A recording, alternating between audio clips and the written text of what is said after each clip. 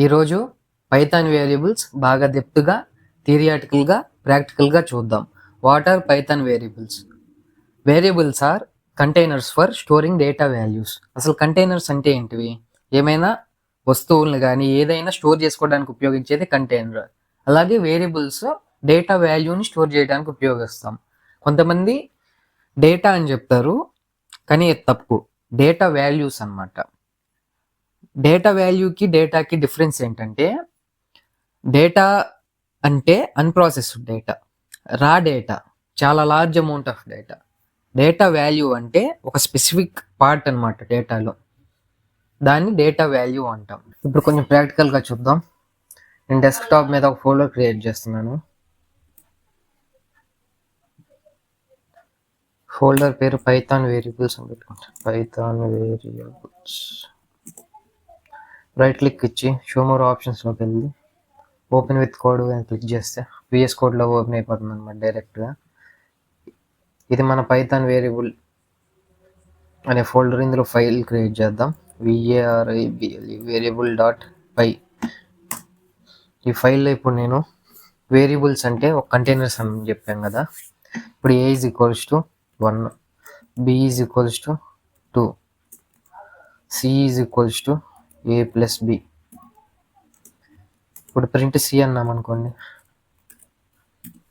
ఇప్పుడు నేను రన్ చేస్తే మనకు అవుట్పుట్, నేను రన్ చేస్తే మనకు అవుట్పుట్ 3 వచ్చింది. ఎందుకంటే C is equals to A plus B. ఇప్పుడు వేరియబుల్ అంటే ఒక కంటైనర్ అనమాట. ఇప్పుడు A అనేది ఒక కంటైనరు, B అనేది ఒక కంటైనరు, C అనేది కంటైనరు. ఎందుకంటే A అనేది 1 అనే వాల్యూని స్టోర్ చేసుకుంటుంది, B అనేది 2 అనే వాల్యూని స్టోర్ చేసుకుంటుంది. అందుకని వాటిని వేరియబుల్స్ అంటాం. ఇప్పుడు పైథాన్ ఈజ్ డైనమికల్లీ టైప్డ్. మన ఫస్ట్ ఇంట్రడక్షన్ వీడియో చూస్తే అర్థమవుతుంది, కానీ ఇక్కడ డెప్త్గా చెప్తా అని చెప్పాను. పైథాన్ ఈజ్ డైనమికల్లీ టైప్డ్ అంటే మీకు ఇప్పుడు మనం C లాంగ్వేజ్ అనుకోండి, C++ అనుకోండి. ఇప్పుడు మనం ఇక్కడ నెంబర్ కదా అసైన్ చేసింది, అలా నెంబర్ అసైన్ చేయాలంటే అది ఇంటీజర్ వాల్యూ కాబట్టి int into A is equals to 2 అను, లేదంటే into B is equals to 4 అను ఇలా పెట్టాలి, C కానీ C++ కానీ. అదే పైథాన్ అనుకోండి, ఇది ఆటోమేటిక్గా కంపైలర్ అసైన్ చేసుకుంటుంది అనమాట ఈ ఇంట్ అవన్నీ. సో మనం ఏం రాయబడలే, అందుకని పైథాన్ ఈజ్ డైనమికల్లీ టైప్డ్ అంటాం. ఇప్పుడు నేను X is equals to letter assign చేసుకుంటాను అనమాట. ఏమైనా వర్డ్ నా పేరు పెట్టుకుంటా, పై మ్యాన్. X ఈజ్ ఈక్వల్స్ టు పై మ్యాన్. Print X. ప్రింట్ ఇప్పుడు ఏమొచ్చింది చూడండి, గెస్ చేయండి ఇప్పుడు ఏమొస్తుంది అవుట్పుట్. X వచ్చింది. ఎందుకు X వచ్చింది? మనం ప్రింట్లో ఏమైనా వేరియబుల్ ప్రింట్ చేయాలంటే, ఆల్రెడీ ఏమైనా వాల్యూ అసైన్ చేస్తున్న వేరియబుల్ని ప్రింట్ చేయాలంటే ఇలా ఆ వర్డ్ కానీ ఆ లెటర్ కానీ స్టార్టింగ్లో డబుల్ కోట్స్ లేదా సింగిల్ కోట్స్ ఉండకూడదు. ఇలా డబుల్ కోట్స్ ఉన్నా, లేదంటే ప్రింట్ ఇలా సింగిల్ కోట్స్ ఉన్నా, అది ఏది ఉంటే అది అక్కడ మనం ఏమి రాస్తే అది ప్రింట్ అవుతుంది. ఇప్పుడు చూపిస్తాను. ఇక్కడ మనం ప్రింట్ C అన్నాం, అటు ఇటు కోట్స్ ఏం లేవు, అందుకని 3 వచ్చింది అవుట్పుట్. అలాగే ప్రింట్ X అన్నాం, డబుల్ కోట్స్ ఉన్నాయి అటు ఇటు, అందుకని Xఏ వచ్చింది. దీని అర్థం ఏంటంటే, ఈ రెండింటి అర్థం నేను ఏమి రాశానో అదే ఇవ్వు. అదే ఇప్పుడు మనకి Xలో ఉన్న వాల్యూ ప్రింట్ అవ్వాలనుకోండి, X వేరియబుల్లో ఉన్న వాల్యూ ప్రింట్ అవ్వాలనుకోండి, ప్రింట్ X. ఇది ప్రింట్ ఫంక్షన్ కదా, ప్రింట్ X.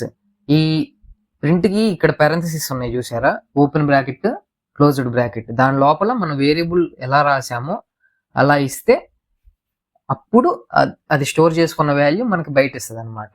ఇప్పుడు దీన్ని రన్ చేసి చూద్దాం, అర్థమైంది. ఇదిగోండి 3, ప్రింట్ C కాబట్టి 3. మనం జస్ట్ ఎక్సేవ్ అన్నాం, ఇక్కడ XX ఇచ్చింది. ఇప్పుడు ప్రింట్ X. 3Xలో మనం ఒక వాల్యూని స్టోర్ చేసాం, ఆ వాల్యూవే మనకు బయటకు వచ్చింది, పై మ్యాన్. ఇక్కడ మనం పైథాన్లో జనరల్గా వేరియబుల్స్ని స్మాల్ లెటర్స్లోనే అసైన్ చేస్తాం, అలా కాకుండా నేను క్యాపిటల్ లెటర్స్లో కూడా అసైన్ చేయొచ్చా అంటే చేయొచ్చు, కానీ నువ్వు క్యాపిటల్ లెటర్స్లో అసైన్ చేస్తే పైథాన్లో అది కాన్స్టెంట్లా మారిపోద్ది. అంటే G ఈజ్ ఈక్వల్స్ టు 9.8 తీసుకుందాం. ఇప్పుడు అదే క్యాపిటల్ G తీసుకుందాం. Capital G is equals to 9.8. అంటే కాన్స్టెంట్ అంటే ఏంటి? పైథాన్లో ఇంకా ఈ వాల్యూ చేంజ్ అవుదా, క్యాపిటల్ Gది మారదా అంటే మారుతుంది. మనం రియల్ వరల్డ్ ఫిజిక్స్ ప్రాబ్లమ్ని సాల్వ్ చేద్దాం అనుకుంటున్నాం. అక్కడ మనం రాసిన ప్రోగ్రాంలో మనం క్యాపిటల్ G అంటే గ్రావిటీ వాల్యూ 9.8 తీసుకున్నాం, కానీ అవుట్ సైడ్ ప్రోగ్రామర్ 9.8 తీసుకోవాలని లేదు కదా, కొంతమంది 10 కూడా తీసుకుంటారు కదా. అలా తీసుకోవద్దని చెప్పడానికి మనం ఇక్కడ capital G is equals to 9.8 అని అసైన్ చేసి మనం డాక్యుమెంటేషన్ చేస్తాం అనమాట. పక్కన కామెంట్స్లో use this as G value. G అంటే గ్రావిటీ అనమాట. GVALUE G వాల్యూగా ఇదే యూజ్ చేయండి. ఇప్పుడు పైథాన్లో ఈ G అంటే కాన్స్టెంట్ అంటే దీన్ని ఎలా చేంజ్ చేయలేమా, దీన్ని మార్చలేమా, వాల్యూని ఇంతే ఉంటుందా అంటే కాదు, ఈ వాల్యూ చేంజ్ అవుద్ది. ఇప్పుడు చూద్దాం. PRINT print G capital G plus 1 అన్న, క్యాపిటల్ G ప్లస్ 1. ఇప్పుడు మనకి వాల్యూ ఏమొస్తుంది చూడండి, 10.8 వచ్చింది. అంటే చేంజ్ అయ్యిద్ది, కానీ ఇలా మనం ఉపయోగించడానికి క్యాపిటల్ లెటర్స్ వాడతాం. పైథాన్లో వేరియబుల్స్ అసైన్ చేయాలంటే కొన్ని రూల్స్ ఉన్నాయన్నమాట.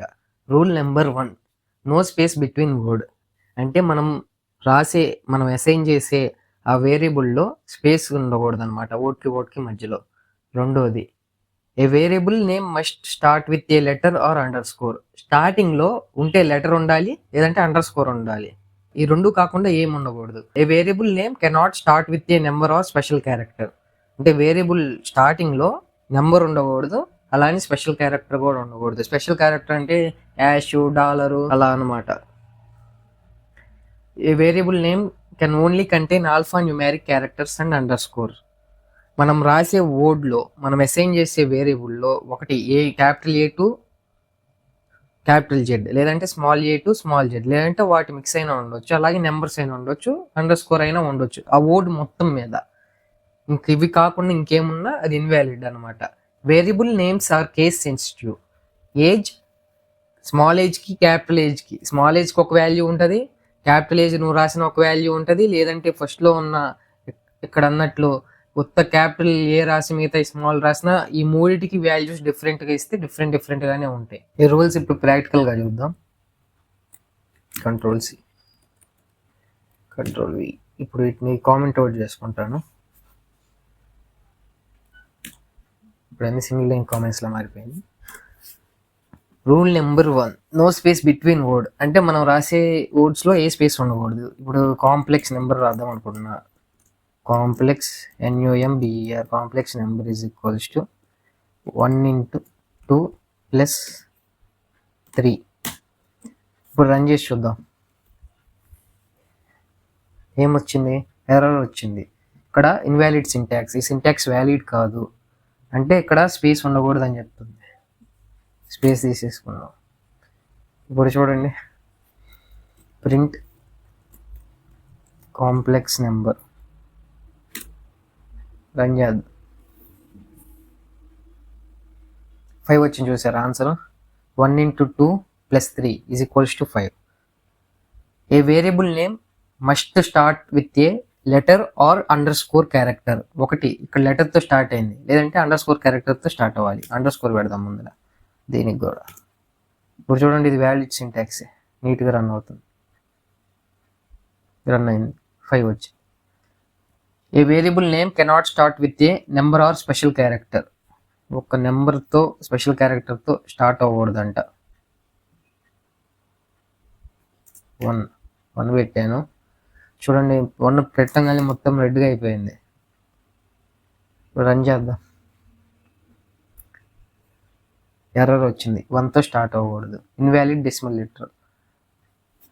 ఇంకోటి స్పెషల్ క్యారెక్టర్తో @ పెట్టా, ఇది కూడా @ పెట్టా.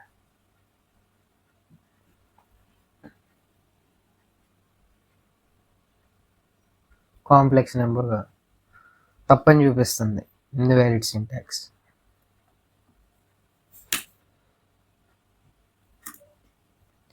ఏ variable name can only contain alpha numeric characters and under scores. Alpha numeric characters అంటే ఆల్ఫాబెట్స్, అండర్ స్కోర్స్ మాత్రమే ఉండొచ్చు అంటుంది.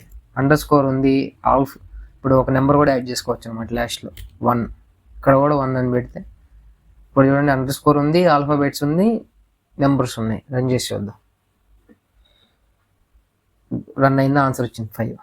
అలాగే ఈ variable names are case sensitive, అంటే చిన్న తేడా ఉన్నా కూడా, ఇప్పుడు ఎగ్జాంపుల్ చూద్దాం.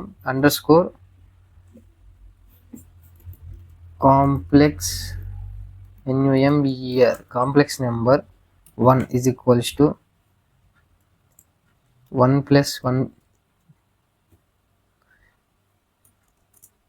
plus 1 plus 1. Print underscore complex number 1. ఇప్పుడు రన్ చేస్తే ఇక్కడ 5, ఫస్ట్ దానికి సెకండ్ దానికి 3, 1 plus 1 plus 1. ఇలా కేస్ సెన్సిటివ్ అనమాట. ఈవెన్ మనం ఒక్క చిన్న లెటర్ చేంజ్ చేసినా చూడండి ఇక్కడ ఎర్రర్ వచ్చేసింది, ఇది దానికి కనపడలా. అప్పుడు మనం కూడా అక్కడ ఆర్ చిన్నది చేసాం కాబట్టి స్మాల్ ఆర్ చేసాం కాబట్టి ఇక్కడ కూడా స్మాల్ ఆర్ పెడితే కరెక్ట్ అయిపోద్ది అనమాట. అలాగే keywords should not assign as variables, అంటే కీవర్డ్స్ ఉంటాయి అనమాట పైథాన్లో. డెఫ్ అంటే మనం ఫంక్షన్ని, ఒక ఫంక్షన్ అసైన్ చేయడానికి డెఫ్ అనే పదం వాడతాం. అది దాన్ని మనం వేరియబుల్గా రాయకూడదు. డెఫ్ ఈజ్ ఈక్వల్స్ టు 1 అంటే ఎర్రర్, ఇదిగోని చూపిస్తుంది ఇక్కడ ఎర్రర్. రన్ చేస్తే ఇన్వాలిడ్ సింటాక్స్ వస్తుంది, ఎందుకంటే అది కీవర్డ్స్ కాబట్టి. ఇప్పుడు పైథాన్లో మల్టిపుల్ వేరియబుల్స్ ఎలా అసైన్ చేద్దామో చూద్దాం. X comma why comma Z is equals to 1, 2, 3. Print X, print Y, print Z. ఇప్పుడు రన్ చేస్తే ఏమొస్తుంది? X is equals to 1, Y is equals to 2, Z is equals to 3గా అసైన్ అయ్యి మనకి value వచ్చింది అనమాట. అలా కాకుండా మనం X comma why comma Z is equals to 1 ఇలా రన్ చేస్తే కెనాట్ అన్ప్యాక్ నాన్ ఇటరబుల్ ఇంట్ ఆబ్జెక్ట్, ఇలా అసైన్ చేయకూడదు, ఇది తప్పు అని చూపిస్తుంది. అదే ఇప్పుడు మనం ప్రింట్ చేయడానికి ప్రయత్నిద్దాం. ఆన్సర్ ఏంటి? కెనాట్ అన్ప్యాక్ నాన్ ఇటరబుల్ ఇంట్ ఆబ్జెక్ట్, ఇలా చేయకూడదు. Wrong,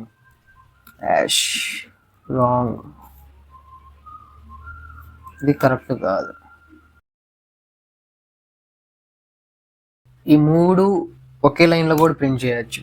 print x comma why comma z, ఇలా రన్ చేస్తే ఒకే లైన్లో వచ్చింది 1, 2, 3. ఈరోజుకి ఇంతే ఫ్రెండ్స్, థ్యాంక్ యూ.